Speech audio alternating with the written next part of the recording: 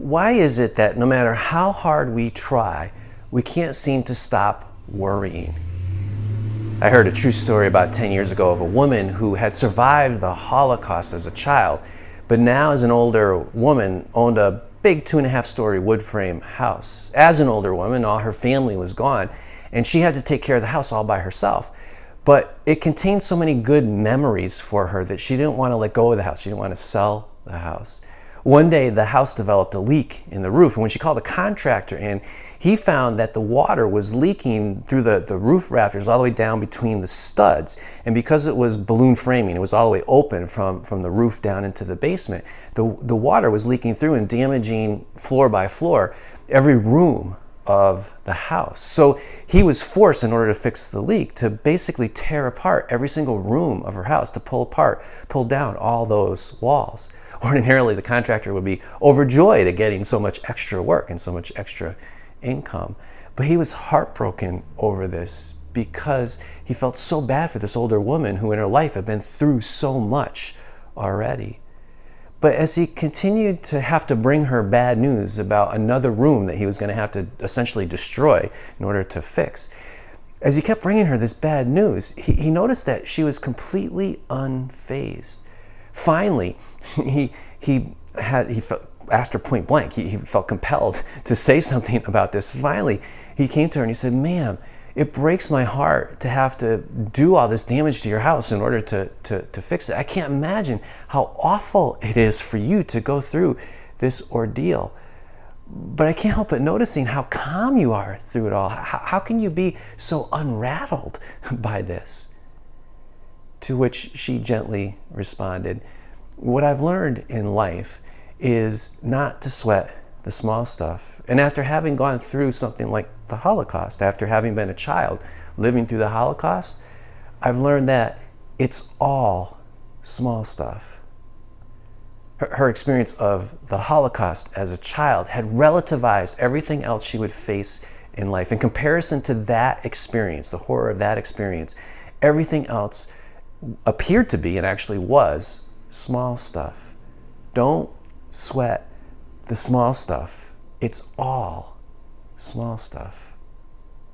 Of course, the problem for us, the reason we can't help ourselves from worrying, is that we face things, at least as we look into the future and we imagine what could happen to us, and we imagine the worst happening to us, however remote the possibility of it actually happening.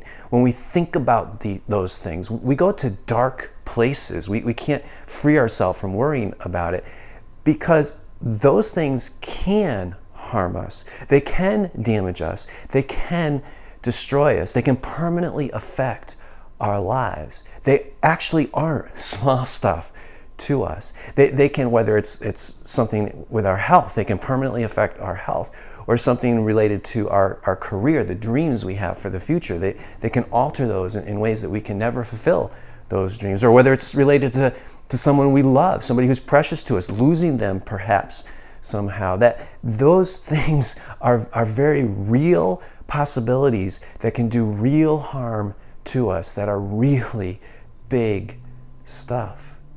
The only thing that can relativize those things, that can make them actually appear and actually be, literally be small stuff, is if we had some kind of perfect assurance, some kind of ultimate relativizer, bigger than having experienced the Holocaust. If we experience something that is actually a bigger, more ultimate, more perfect relativizer of our situation, of all that we fear, all that we're anxious about, all that we worry about, if there's something that can relativize all that we face, as big as it is, and make it actually be small stuff, then we'd be free of worry.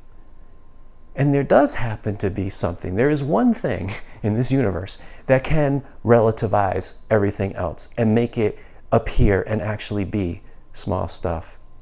And that experience is an encounter with the risen Lord. That's the perfect assurance that no matter what happens to us in life, even if our worst fears are realized, even if things we can't even begin to imagine, the worst things we can't even begin to worry about happen to us, with the perfect assurance Jesus gives us, the risen Lord gives us, we have nothing to worry about. We know we're going to be okay, more than okay, infinitely okay. We can know that nothing can keep us from that being our destiny, that we can't be permanently harmed, we can't be crushed or destroyed, no matter what happens to us, that nothing can separate us from His love. In light of who He is, an encounter with the risen Lord, an experience of His presence, we can know that the author of life, the very one who holds the power over life and death, died for us. We can know that the Lord of the universe, the one who has absolute power, who controls the ultimate destiny of all things, including us, we can know that He loves us unconditionally. And in light of that experience, everything else is relativized. Everything else appears to be small stuff. Everything else actually is small stuff. But even if you happen to believe that in your head, even if you believe Jesus is risen from the dead and understand that that is the truth, the ultimate truth in the universe, you still may struggle with worry. Because getting that idea in your head, that intellectual belief, that understanding in your head, to sink into your heart, that is the longest journey. That is the most difficult thing, is to get that truth to actually permeate every fiber of your being. And if you're struggling with that, let me suggest one way that has helped me immensely in making that truth sink in and having that experience, that encounter of the risen Lord permeate every fiber of your being and liberate you from every fear, from every worry. Having His perfect love come into your heart, make its home in your soul, and cast out all fear, all worry, all anxiety. What I'm referring to is worship. While all the spiritual disciplines that the church in the 2,000 years of its tradition, the wisdom of the church is these spiritual disciplines, spiritual practices that can enable us to encounter His grace. They are means of His grace, an encounter with the risen Lord. I'm thinking of things like prayer or meditating on Scripture or fellowship with other believers. All those practices can help us to encounter the risen Lord, to make that sink into our hearts, the reality of His presence sink into our hearts and free us from worry. The thing that I think is most effective, most powerful, at least when it comes to worry, is worship. Scholars debate about what the word worship, where it comes from. It's either rooted, the etymology, it's either rooted in the word work or worth. The best definition I've heard was from a professor who put those two things together and said that worship is the work of the people acknowledging the worth of God. In other words, it's a practice, it's a discipline, it's something that we do, that we enter into, that we perform as a practice, a discipline, entering into a work that we do and acknowledging the worth of God. Not because God needs his worth acknowledged, not because God has a fragile ego and needs to be affirmed in order to feel good about Himself, but because God knows we need worship. We need to acknowledge His worth. Because when we acknowledge His worth, when we single-mindedly, wholeheartedly, that's the kind of work part, putting ourselves into it, wholeheartedly, single-mindedly, put ourselves into worship, focus on His greatness, how awesome God is, how amazing His love for us is, especially in Jesus' incarnation, His death, and His resurrection. When we worship God that way, it's impossible to worry. It's ontologically impossible to worship and to worry at the same time. When we are single-mindedly, wholeheartedly focused on the greatness of God, we can't think about our problems. Our problems are tiny little things in light of the magnificence of who He is. They are small stuff, puny stuff in comparison to who He is. So when we worship, we're liberated from all our worries, from all our anxiety. Worship may not seem that appealing to you because it does, at least in the beginning, seem like, and actually is, work. It is a spiritual practice, a discipline. It does involve sticking with it, and like going to church every week, sticking with that practice, that discipline, even if initially it isn't doing anything for you, because the point of it isn't about it doing something for you. It's about getting your focus on God. That's the whole point of worship.